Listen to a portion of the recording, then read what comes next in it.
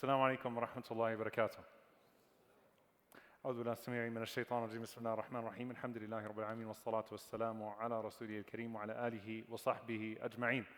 So this is one of those occasions where you have like a rare person that shows up in the seerah of the Prophet sallallahu alaihi wasallam, who, while her mention is not much, the consequences of what happened with her is actually huge to the dimension that we have today of our fiqh, of our jurisprudence. So the Prophet ﷺ, as we said, he wanted to marry Usama ibn Zayd radiyallahu ta'ala anhu wa an abihi to someone of a higher class. And this goes along the same lines of how the Prophet ﷺ tried to marry Zayd radiyallahu ta'ala anhu to people of a higher class so he could break through those barriers. So the wife of Usama is a woman by the name of Fatima bint Qays al-Qurashiyya al-Fihriyya. Fatima bint Qays al-Qurashiyya al-Fihriyya. And she's actually one of the earliest of the Muhajirin. She's one of the first of the Muhajirin. She, alongside her brother, Al-Dhahhak ibn Qays.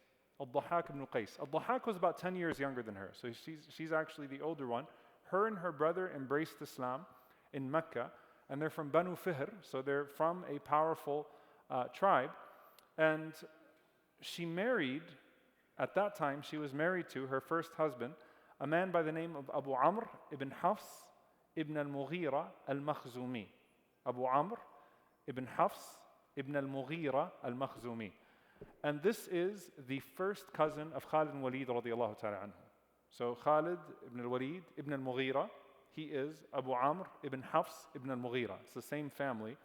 Banu Makhzum is the tribe that we were talking about in the story of Usama ibn Zayd radiyallahu ta'ala anhu, the tribe of Abu Jahl, which just shows you, again, the status, right, of these people. So she's someone who embraces Islam alongside her husband, alongside her brother, and one of those muhajirin that we don't have too much information on, but the description of her in the books of Seerah is كانت ذات جمال وعقل وكمال, that she was a woman with supreme beauty, with supreme intellect and completeness. Like she was the total package. A woman of elite status, a woman of elite beauty, a woman of elite intellect. So everyone would have wanted to be married to this woman, Fatima bint Qays, because of the tribe that she comes from as well. Her mother was also from Banu Kinana, Umayma bint Rabi'a, and she makes the hijrah to Al-Madinah. Now, she narrates the hadith. If you remember when we talked about Tamim ibn Aus al-Dari, Tamim al-Dari radiyallahu ta'ala anhu was the hadith of al-Jassasa, the hadith of the beast, the one who came from a faraway land to the Prophet ﷺ, and he told him the story of encountering that island, right, where he saw certain alamat, right, certain signs that the Prophet ﷺ had spoken about. This is her hadith.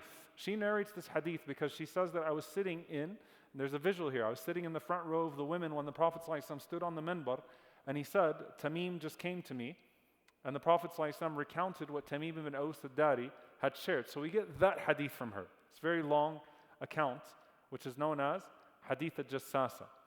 But we also get a lot from her divorce. Her divorce and her subsequent remarriage are full of some of the most consequential discussions that happen in Islam. So she says, "Talaqani zawji thalatha," that my husband divorced me 3 times. So she becomes sort of like the touch base of the touchstone of like how we deal with talaq and how we deal with iddah. It's one of the earliest cases of divorce that we have between the Sahabah, right, where you actually have some of these issues being litigated. So to give you context, she's not with her tribe in Banu Makhzum. She comes from a powerful family, but she's not with that powerful family right now, right? At the end of the day, these are refugees that are married to each other, that both come from powerful families, and the husband divorces the wife, and it gets to a point of irrevocable divorce, and he does not provide for her anything in terms of sakan or in terms of nafaqah, in terms of housing or maintenance. So the Prophet ﷺ I guess that's the outrage, right, of the situation. The Prophet sallallahu alaihi wasallam, she says, "Amarani Rasulullah sallallahu alaihi wasallam an a'tadda fi bayti ibn Maktum al-a'ma." The Prophet sallallahu alaihi wasallam ordered me to observe my iddah in the house of Abdullah ibn Maktum. Very interesting, by the way. Early refugee problems. Number one, what was she entitled to? She said that my husband had only given me 5 containers of barley and 5 containers of wheat, and that was it. And the Prophet ﷺ approved of that. So she didn't have any nafaqah, she didn't have any spending on her, she had no kids, and she had no house to stay in. Okay? Typically, the iddah is done in the house where it happens, right? You're supposed to stay together, and there's supposed to be a whole process that takes place here. She says that the Prophet ﷺ initially told me to do my iddah in the house of a woman by the name of Sharik. And then, what ended up happening is the Prophet ﷺ said, "Inna bayta ummi sharikin baytun yakhshahu al-muhajirun, walakin i'taddi fi bayti ibn Maktum, fa'asa an tulqi thiyabaki, fala yaraki." So he says to her, radiyallahu ta'ala anha, sallallahu alayhi wa sallam, radiyallahu anha, he says, look, Sharik's home has a lot of foot traffic. This kind of shows you the early hijrah elements. There are a lot of men that are coming to her house constantly. So instead, we will allot for you a place where Abdullah ibn Maktum lives.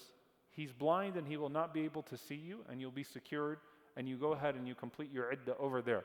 So this is a very different type of divorce, marriage, iddah situation that's taking place here. And it becomes a source of contention later on in terms of like, what are the rights after a divorce, and how are the Sahabah supposed to make judgments, and how are the Imams supposed to make judgments in this regard. This is also, mind you, before many of the hadiths of hijab were, the ayat of hijab were revealed.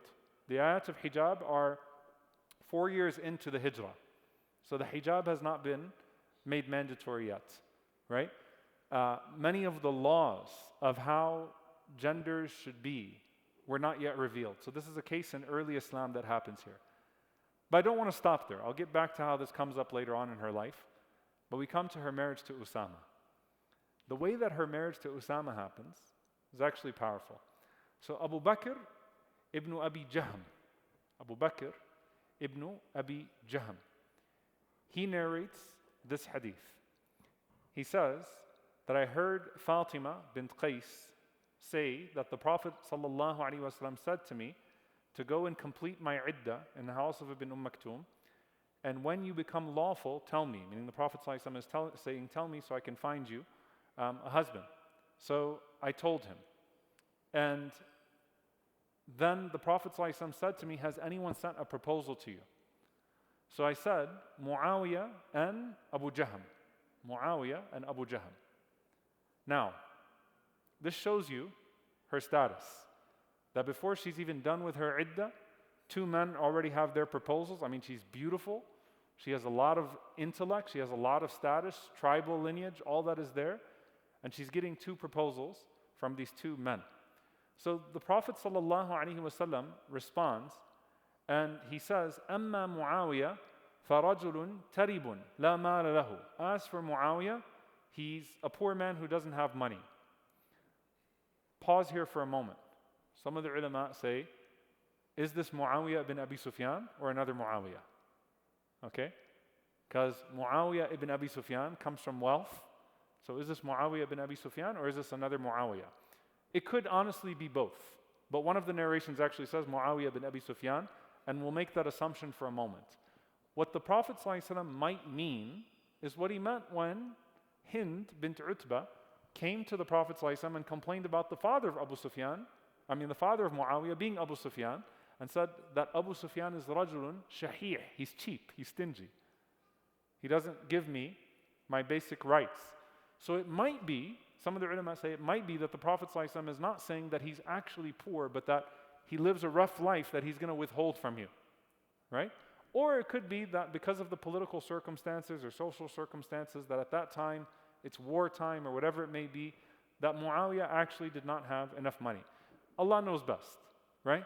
But take the maqsood, take the what's being alluded to. The Prophet ﷺ said, Muawiyah is a man who's not going to spend on you. And the Prophet ﷺ said, as for Abu Jahm, he said, sallallahu alayhi wasallam, that رَجُلٌ ضَرَّابٌ لِلنِّسَاء. He's a man who hits women. He's a man who hits women. Some narrations, the Prophet ﷺ said, he's a man who doesn't put down his stick. So some of the ulama said, it either means he travels all the time or he hits, right? He hits with his stick. In some narrations, though, the Prophet ﷺ says, ضَرَّابٌ لِلنِّسَاء, like the Prophet ﷺ says, he hits women, right? So he carries his stick. So the Prophet ﷺ said, I advise you to avoid both of them. The ulama take from this the ruling of the permissibility of warning someone of a harm that's coming their way, right? So this is one of the exceptions to the rule of ghibah, right? The rule of backbiting. You don't talk about people for the sake of talking about them. You don't talk about it as a pastime. But if there is a legitimate concern to withholding information from someone, then you should share that information with that person so that they don't find themselves in a bad situation. So if you read any book on, even if you go to Ihya Ulumuddin or you did Mukhtasar Manhaj al-Qasidin here, right? When you look at the permissible cases of ghibah, this is the hadith that will be used as one of the forms of dalil. The evidence is that it's permissible to warn someone if a harm is coming their way. So the Prophet ﷺ said that, look, Muawiyah is not going to spend on you, or Muawiyah doesn't have money. And secondly, as for Abu Jahm, then he's someone that is potentially abusive. The irony is that the hadith is narrated by who? The son of Abu Jahm. The son Abu Bakr ibn Abu Jahm. And I actually went into the books of Rijal to make sure it's actually his son, not just someone named Abu Bakr ibn Abu Jahm. No, this is actually Abu Bakr ibn Jahm ibn Sukhayr. So this is actually his son narrating the hadith about his dad's rejected proposal, okay, from the Prophet ﷺ. So then what happens? The Prophet ﷺ says, I have a better idea for you. Why don't you marry Usama? فَقَالَتْ بِيَدِهَا هَكَذَا Usama? Usama? She said, what? Usama? Usama? You want me to marry Usama? Okay. Why? Again, like, come on, Banu Fihr, Qurashiyya, you're telling me a minute. Muawiyah and Abu Jahm. And by the way, what lends to the idea that this is the Muawiyah is that there's a whole story that goes on in Islamic history where Dajjal ibn Qays, her brother, becomes one of the generals of Muawiyah later on. So clearly there's a Banu Makhzum connection here. Her first husband is there, and there's a connection at that level, right? But she says, Usama? Usama? Prophet ﷺ said, listen, Ta'atullahi wa ta'atu rasulihi khayrun laki. Obeying Allah and obeying the Messenger is better for you. So this is what I'm advising you. Like, I know what I'm saying. SubhanAllah, with Zayd and Ayman, right? You want to marry a woman from Jannah? This is that. So she says, my initial was like, no way.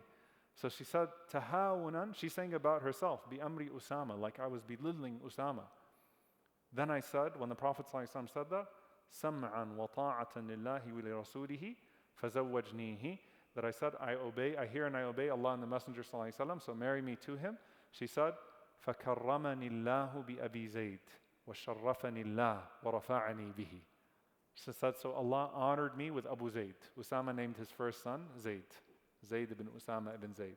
So she became Zayd. So she said, كَرَّمَنِ اللَّهُ, Allah honored me, karam, gave me karam through Abu Zayd, and He gave me nobility through him, and Allah Azza wa Jal raised my rank through him, radiyallahu ta'ala anhu wa anha. And so it actually became a very beautiful marriage, and a marriage that, subhanAllah, succeeded, right?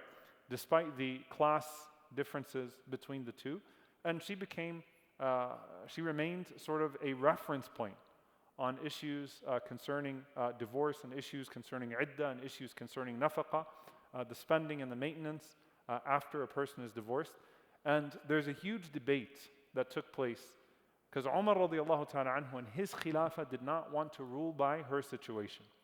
He saw it either as maybe she made an error in her memory of how things went down, or maybe there was some exceptional case to her. But Umar radiallahu ta'ala anhu wanted to rule by what he knew of Allah and the Messenger sallallahu alaihi wasallam's ruling in this regard, of the woman staying in the house of the iddah, and the certain junctures at which support is cut off and how pregnancy is taken into consideration, not taken into consideration. So that does exist in the case of a discussion and dispute between Umar radiallahu ta'ala anhu and her. But the last thing that we have about her radiallahu ta'ala anha is that when Umar radiallahu ta'ala anhu was assassinated, في بيتها اجتمع أصحاب الشورى عند قتل عمر بن الخطاب رضي الله تعالى عنه وخطبوا خطبتهم المأثورة. It was in her house that the shura actually convened. The 6 companions convened in accordance with what Umar radiallahu ta'ala anhu had decreed, which shows you that she maintained a status in society and amongst the Sahabah as well. Right? She maintained a certain status amongst the companions as well, and it was there that they deliberated and that they debated about what would happen with the khilafah. So that discussion, the choosing of the 3rd khilafah, happened in her living room, radiallahu ta'ala anha. And as Zubayr radiallahu ta'ala anhu says about her, وَكَانَتْ امْرَأَةً بَخُودًا وَالْبَخُودُ النَّبِيلَةً, that she was a woman of great nobility, and that amongst those that narrated from her, and it became sort of Islamic history and fiqh and jurisprudence, were Ash-Sha'bi and Abu Salama. So this was the woman that the Prophet ﷺ married Usama ibn Zayd to, and it is from them that you then have the children that come, and all of this gets absorbed into the lines of the chains of narration. May Allah subhanahu wa ta'ala be pleased with Usama radiallahu ta'ala anhu, his beloved one, the son of his beloved one, and may Allah join us with our beloved one, sallallahu alayhi wa sallam, fil firdaus al-a'la, and may Allah azza wa jal allow us to implement and practice and act upon what we learn from these noble stories, and to be noble like these people. And may Allah subhanahu wa ta'ala allow us to transcend the artificial divisions and demarcations of man. Allahumma ameen. Barakallahu feekum. Wassalamu alaikum wa rahmatullahi wa barakatuh.